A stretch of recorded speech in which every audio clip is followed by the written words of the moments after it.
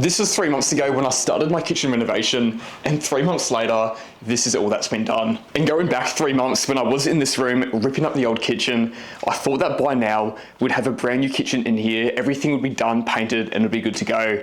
That obviously has not happened. We are so far behind, so we just want to jump into it today, start getting some plaster onto these walls, and see some progress.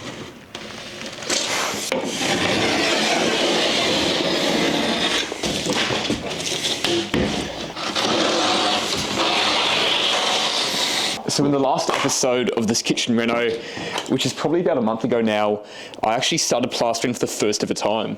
And since it was my first ever time plastering, and I didn't have much guidance to go off, I did a pretty rough job. But there was a fair few comments on that video giving me advice and things to improve on. And I'm super appreciative of everyone that watched that video and gave me some advice on how to improve my plastering skills. So I'm going to be taking that advice on board for this time, and hopefully we can do a better job in this kitchen. And for a small update on where we are for the kitchen, all the cabinets have been ordered, the bench tops and splashbacks are all ordered, they're ready to go. So they're on the way now, and now everything's gonna be moving again on the kitchen. Got the butler's pantry in there. I haven't filmed this one, but my partner and myself spent a weekend both plastering together. And honestly, I think she's probably done a better job than I've done on my first time plastering. In case you didn't see it, this is a hallway out here where I went through. Well, it's a bit dark in here, but this is where I went through and plastered for the first time. And in my previous video, I actually went through and covered up most of it with VJ panels. So I did have the idea from the start that this wouldn't just be a plastered wall and that I might do a feature wall or something with it. Because I was going to do that, I thought it'd be the perfect place to actually try plastering for the first time. And it might have been a waste of time, but at least I could try behind this VJ panel and then cover it up at the end, because it was a bit average. And in terms of why it's taken so long to get to this stage of the reno, we actually probably need to cover a few different things that's happened. And to start with, we got one of the biggest setbacks early on in this renovation. And if you've been watching all the episodes, you would know exactly what I'm talking about. And that is the termite damage that we came across. In case you haven't seen any of those early episodes, when I started doing the demo and ripping the plaster off the wall, actually this wall right here in particular, we found heaps of termite damage in some of the studs. So that damage was pretty bad. That didn't really set us back at all though. The main damage that set us back was in the subfloor. Throughout the entire kitchen, we had Tassie oak floorboards, which were all covered up by tiles. So the goal was to go through, rip the tiles up. I don't think we would have been able to reuse the floorboards, but at least we're going to leave them there and just re-floor over those floorboards. If we could use those floorboards and sand them back, that would have been perfect. I was worried they might be a little bit too damaged though with all the nail holes from the tile underlay. Regardless though, what ended up happening is we started ripping the tiles back, and we realised that those floorboards were completely ruined. There was termite damage all throughout them. And the worst part is most of the floorboards actually looked okay. And it was more the inside, the internal side of the floorboards that got eaten up. So when I went underneath the house having a look at it before I bought the place, we actually couldn't see much termite damage at all. We knew there were some termites. We knew there had been termites here. So I wasn't too surprised finding some damage. We were just surprised with the extent of what the damage was.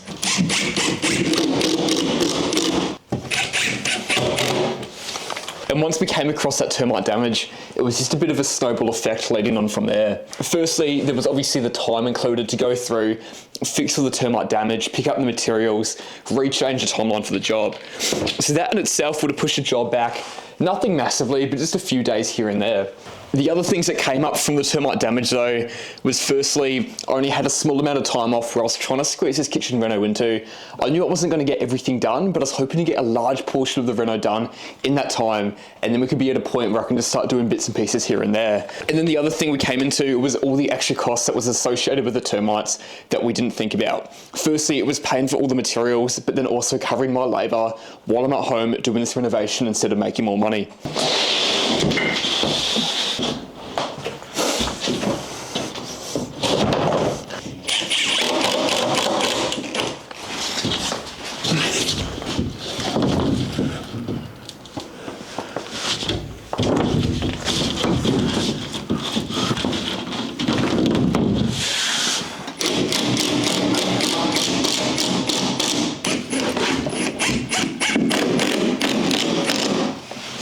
I know for most people, if they're doing a kitchen reno or anything like this, they probably would be also working a full-time job on the side and coming back after work, doing whatever renovations they have to do, and then also working on the weekends. And originally my goal was to do just that, to work during the day and then come home and just keep doing bits and pieces on this renovation.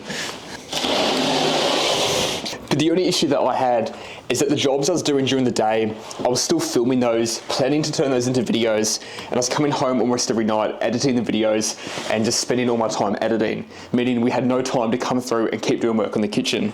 So whilst doing this renovation at the same time, I was doing heaps of different jobs, like building a fence, doing weatherboards. I worked away from home for a while, building an entire boardwalk. We even built a set of stairs at that same job. And these are all jobs I was doing while filming and coming home and editing at the same time. And on top of that, there was a few other jobs I did do as well. And I tried filming, I've tried to edit them, but sometimes the videos just don't work out too well. So it's a lot of time wasted, and I just got to throw it in the bin at the end of the day. And at the same time, we're coming up to the end of the financial year. So on top of all the videos that I'm making here for YouTube, I was also doing all these ads on Instagram and TikTok for quite a few brands like Kango, AEG, we had Mitre 10, Bosch, Jack Hughes, Sally's. There was probably a few more, but it was a hectic time with a lot of deals coming through. So I had a busy couple of months, and that's part of the reason on why this kitchen has been so slow to get done.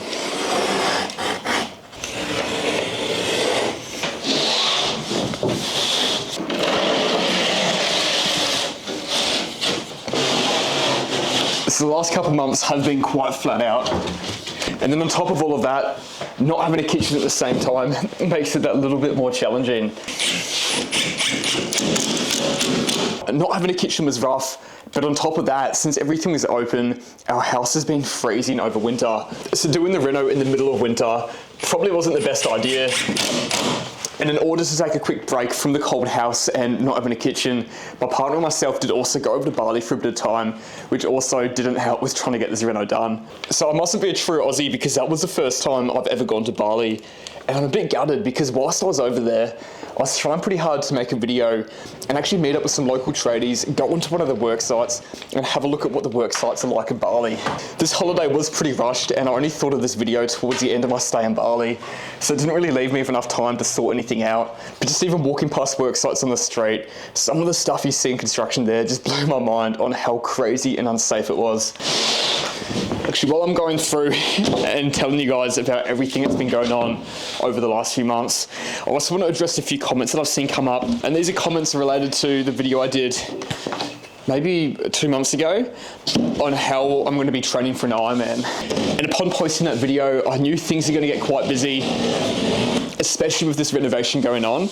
But my goal was just to keep being active every week, at least go for a ride, a swim, a run every now and then too. But to be honest, I dropped the ball pretty heavy on it. I'm also going to blame winter because it's really hard to get motivated this time of the year. In saying that though, I got back from Bali a couple of weeks ago, and since then I've upped the training again and getting pretty serious about the Ironman. So I do want to get pretty serious about my training once again. I'm actually going to chuck the sheet on and then take a break and go out and run an interval session. So when I originally made this video saying that I was training for an Ironman, my goal was to do the Perth Ironman, the full distance at the end of this year. And at that time, I wanted to do it even if I wasn't going to get a good time. I just wanted to push through and just complete the Ironman distance. But I've actually decided against doing a full distance Ironman this year for a couple of reasons, to be honest. Firstly, I did end up becoming a lot busier than I was expecting, but I knew that was going to be the case. I knew I was going to be busy this year, and my goal was to get that distance done, do the full Ironman, even if it meant getting a shit time and just giving it everything I've got just to finish the race. So I'm getting back into the training now, but I have changed my mind, and instead of doing a full distance Ironman and dying on the day just to get it done, instead what I want to do is a 70.3, which is half the distance. I think it's a 1.9k swim, 90k bike ride and a half marathon at the end. So that's still going to be insane. It's going to be a lot of training to get up to a good level because I'd ideally want to go out and have a bit of fun with it, get a decent time. I don't know what a decent time is, but do all right on the day and not be fighting for my life. So I was just going through and thinking about what I'm going to be doing for stopping up all this plaster. And obviously I've got joins like this one right here and even a vertical join next to me here. And most of this is going to be covered by cabinetry. And I'm also going to have a splashback running down here and up here as well. And regardless if we're going to see these joins or not, I still want to go through and stop everything up and make everything right before we put the cabinets in. But I'm actually curious if you guys have done plastering before. if that's something you would do as well, if you'd go through and stop all the plaster up, which is going to be behind tiles and cabinetry and splashbacks, or if you just leave it there and not waste the time because it doesn't technically need to be done. And I think I also mentioned this at the start of the video, but the cabinetry is coming in about a week or maybe 2 weeks. And with the cabinets, I've also got the bench tops and the splashbacks coming as well. Originally, I had a few different ideas for the bench top, and I was even considering going through and forming up and pouring my own concrete bench top. But I'm not doing that anymore though, because Mitre 10 have actually came through and they're supplying all the cabinets and the bench tops for this kitchen. I'm super thankful for them, and honestly, thank you to you guys for watching these videos. The reason that Mitre 10 would jump on board and do something like this is because you guys do keep rocking up, watching these videos, helping the channel out, and obviously this is helping me out right now too with the kitchen reno. I'm super excited for that, so hopefully that's coming in a few weeks and then we can jump on and get stuck into this kitchen.